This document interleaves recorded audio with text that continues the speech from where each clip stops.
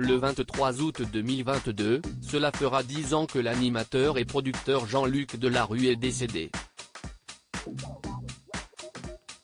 Il a perdu la vie à 48 ans, des suites du cancer de l'estomac et du péritoine.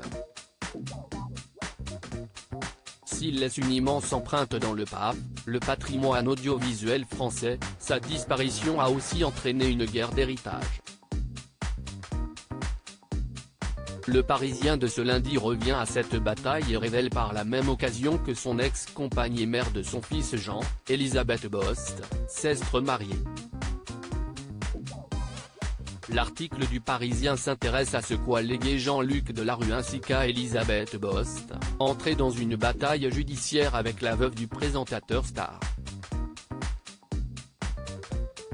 Une lutte très complexe entre celle qui a été sa compagne entre 2005 et 2009, mère de son fils, Jean, 16 ans le 21 octobre, et la femme qu'il a épousée 3 mois avant de mourir, Anissa Khelifi Delarue.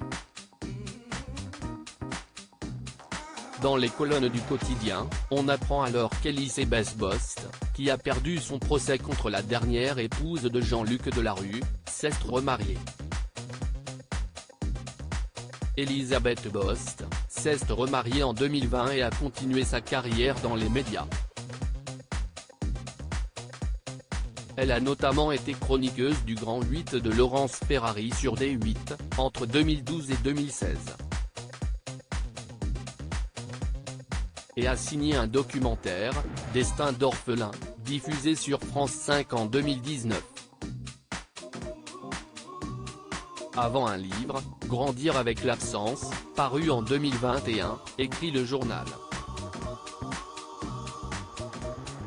Il ne sera pas plus sur le sujet de Delarue, elle a refusé de s'exprimer de nouveau sur son ex-mari a indiqué Eve Ewing, patronne de Réservoir Prod, à l'origine d'un documentaire que diffusera TF1 en prime ce mercredi 24 août. Celle dont la carrière a été lancée à la fin des années 1990 par Jean-Luc Delarue poursuit donc sa vie, tournant la page de la lutte de succession.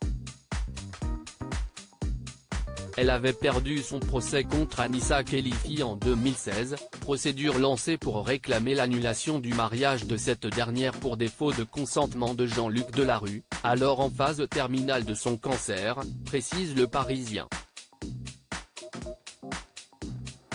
Si elle ne veut plus parler de l'homme de télévision, elle est restée proche de Jean-Claude Delarue, le père de l'animateur, à la différence d'Anissa Khelifi qui a coupé les ponts avec la famille de son défunt époux.